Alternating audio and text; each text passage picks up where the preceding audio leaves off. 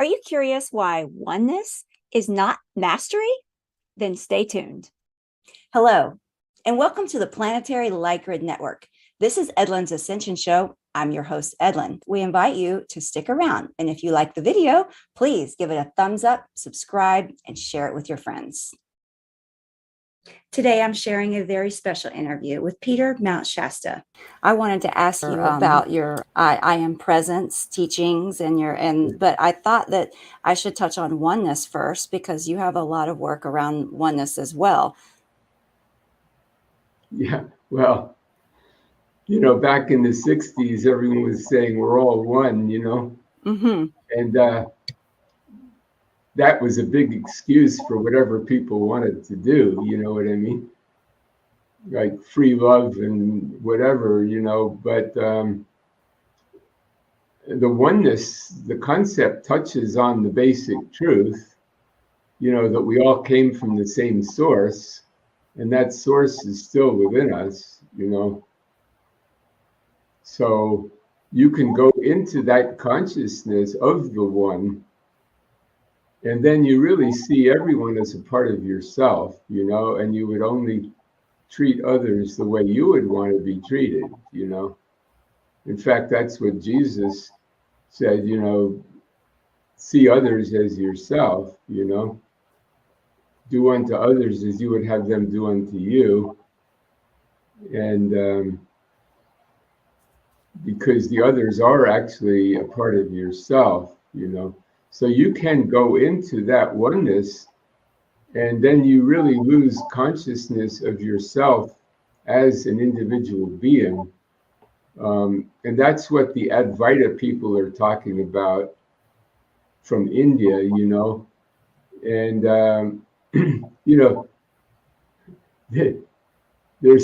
it's kind of a joke. If you want to be an Advaita teacher, whenever somebody asks you a question, you just say, who is it that wants to know? And when you think about that, then the self disappears and you realize there's really only one. Like there's a self observing, the human self observing the mind. And that self is an aspect of the oneness. But, mastery is beyond enlightenment. If you become enlightened and you live totally in the oneness, and you're not aware of the outer world at all, you can't function, you can't be in relationship, you can't have a job. There are pictures of the great saint in India, Ramakrishna, where he's just immersed in bliss, he's not aware of his surroundings at all. And I have experienced that. And there's no self there, and you are in the oneness. But again, that was not mastery. That happened 50 years ago. And then since then, I've been instructed to get into different professions and to be in relationship and to have children and so on. And, if your 2-year-old or your 1-year-old needs the diaper changed, you can't say, oh, it's all one. You know what I mean? You have to get busy and do something. So you then can hold the consciousness that my child is an aspect of God, that this infant is God in baby form, and I am of service to God, changing the diaper and nursing it and taking care of it.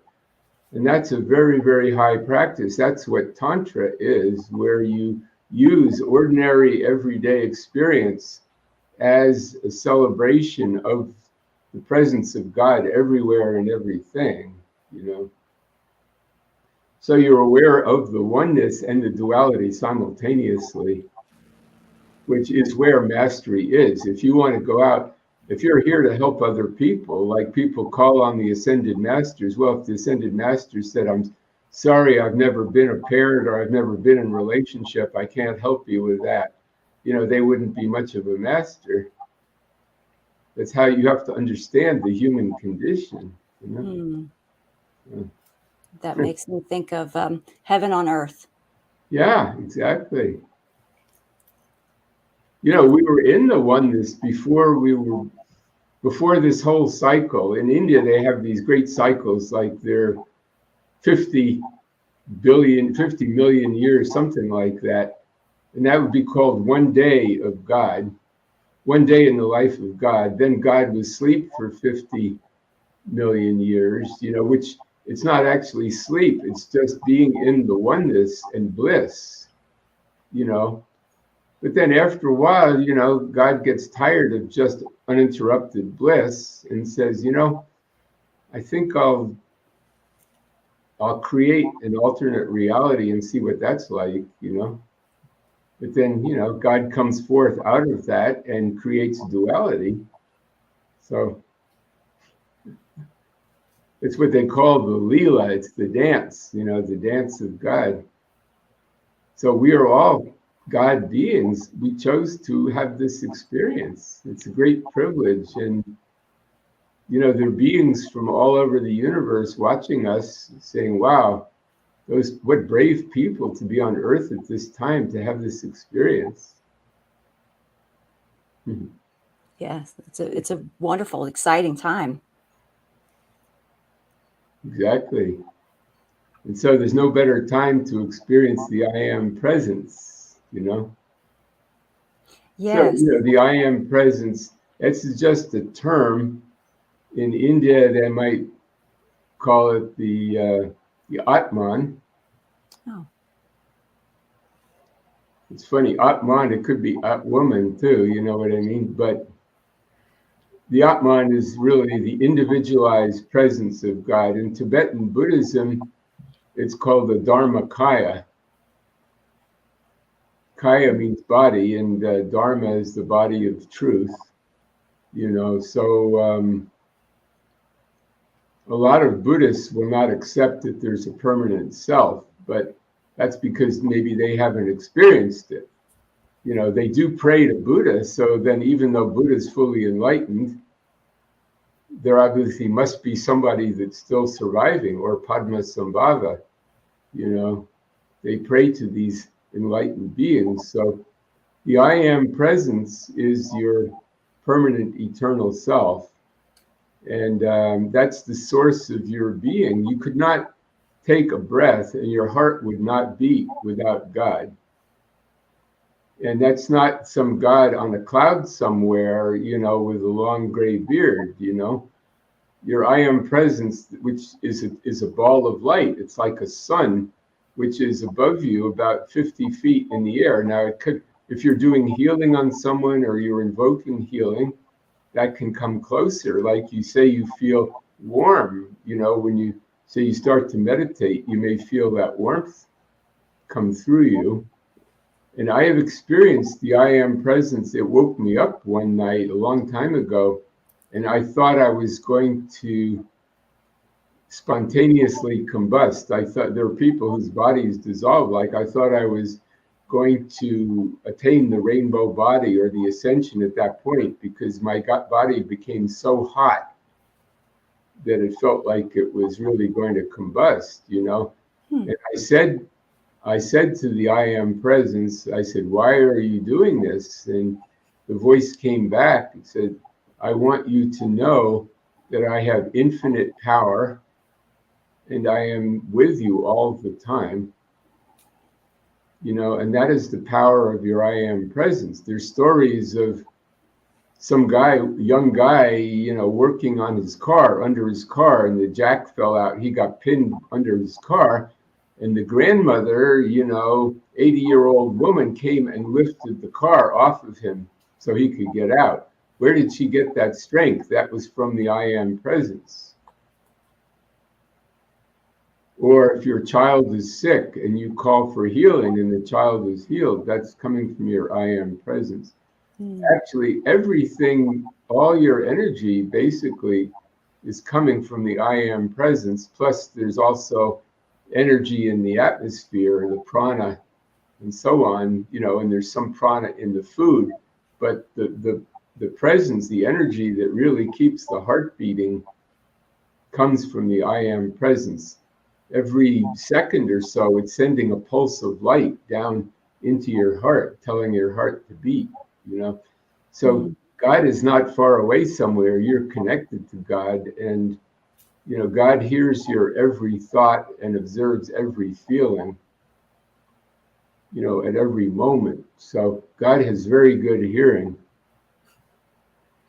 Do you think that I am presence is like a level of mastery? It feels almost, I don't hear a whole lot of people talking about the I am presence. So, how, like, is it like a level to that we need to work to attain, or like how can we get everyone to be feeling the I am Yeah. presence?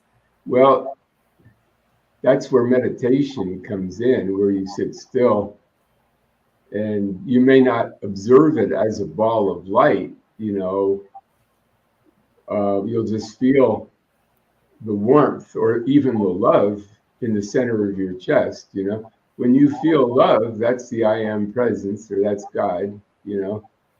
Like they say, God is love, you know, God is also wisdom and power and pure consciousness.